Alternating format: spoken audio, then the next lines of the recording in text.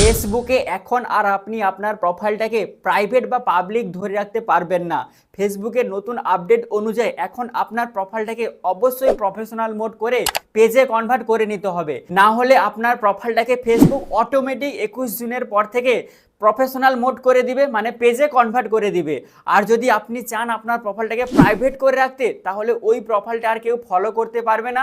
শুধু আপনার প্রোফাইলে যারা ফ্রেন্ড আছে ওদের কাছে আপনার কন্টেন্টগুলো, মানে ফটো ভিডিও রিলসগুলো সীমিত থাকবে, ওরাই শুধু দেখতে পাবে। পাবলিকালি কোনো ফলোয়ার্স আপনার আর কন্টেন্টগুলো দেখতে পারবে না, বা আপনাকে আর কেউ ফলো করতে পারবে না যদি আপনি আপনার প্রোফাইলটাকে প্রাইভেট করে রাখেন।